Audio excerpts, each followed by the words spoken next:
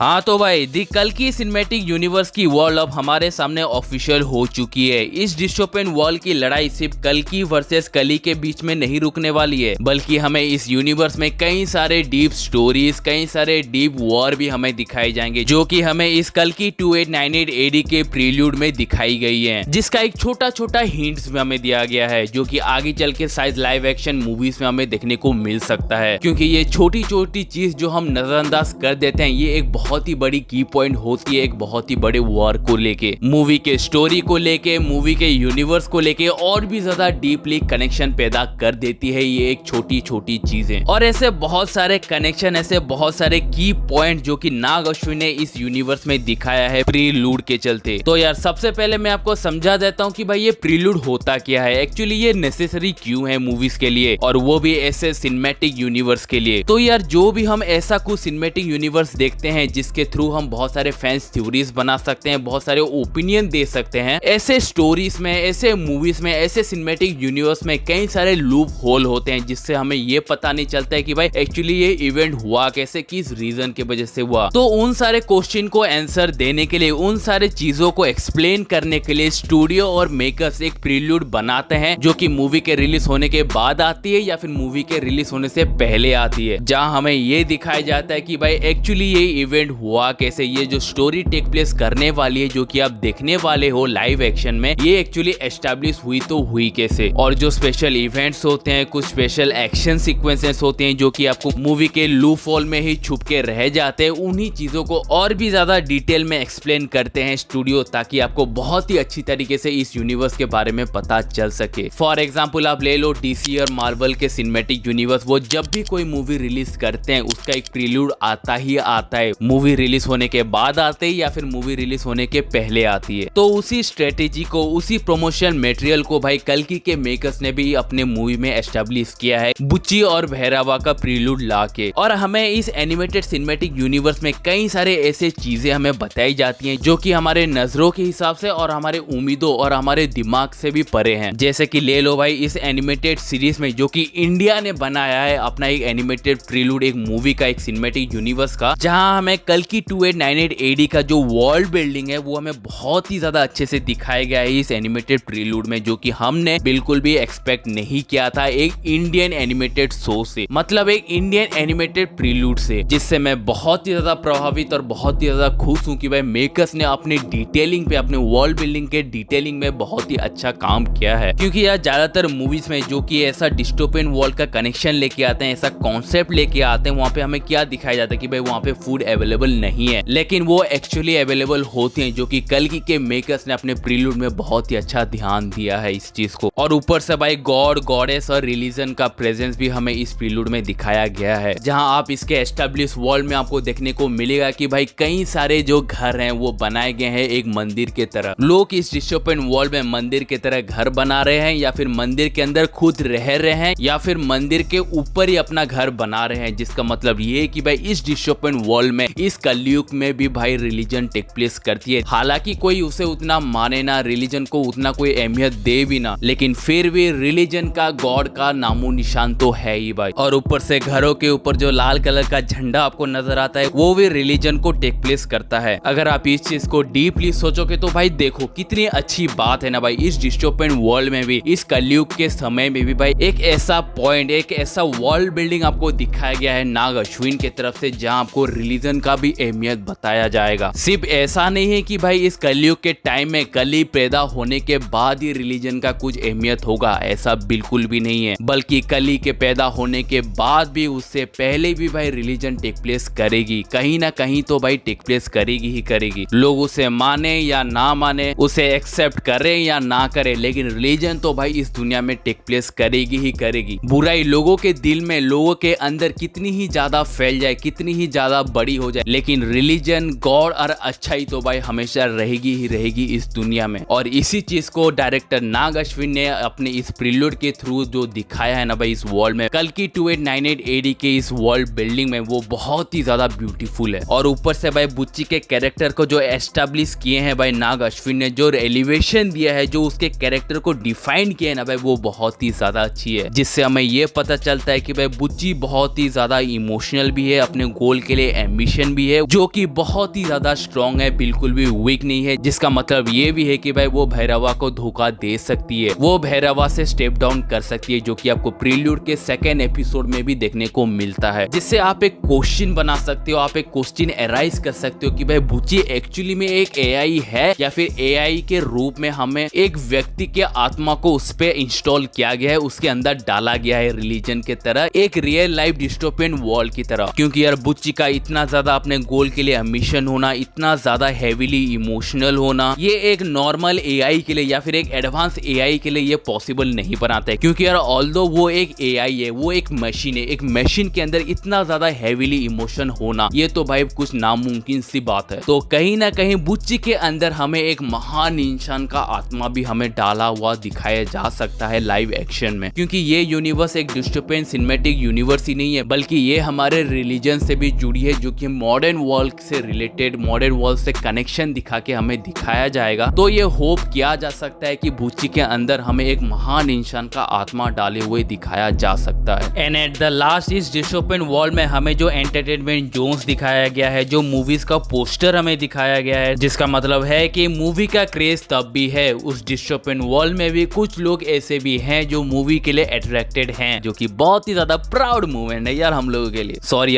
ये कुछ ज्यादा ही पर्सनल हो गया, लेकिन भाई ये तो सेंस बनाता ही कि भाई उस टाइम में भी भाई मूवीज चल रही है, मूवीज का अहमियत है वो इसलिए है क्योंकि यार लोग बहुत ही ज्यादा दुखी हैं इस डिस्टोपियन वर्ल्ड को लेके, कली के रूल को लेके। तो यार उनको मजा देने के लिए, उनको थोड़ा एंटरटेन करने के लिए भाई मूवीज तो चाहिए। और मूवीज का मतलब ये भाई आप लोग को खुशी देना, आप लोगों के दुख को भाई थोड़ा साइड में रख के अपने आप को आप जी सको, एक ऐसा चीज, एक ऐसा वर्ल्ड बिल्ड करना, वो भाई मूवी का काम होता है, जो कि इस मूवी के अंदर शायद आपको दिखाया जा सकता है। तो गाइस ये था मेरा कल की सिनेमैटिक यूनिवर्स के बुच्ची और भैरवा के प्रीलूड को लेके ओपिनियन। पर यार आपका क्या ओपिनियन है, आपका क्या सवाल है इस मूवी के, इस यूनिवर्स को रिलेटेड क्या क्या क्वेश्चन है, वो सब कुछ आप मुझे कमेंट बॉक्स में मेंशन करके बता सकते हो, जिसका आंसर मैं आपको डेफिनेटली दूंगा। तो यार मिलते हैं आप लोगों से अपने next interesting and amazing video पे, तब तक बने रहिए हमारे साथ ईवी एक्सप्लेन में।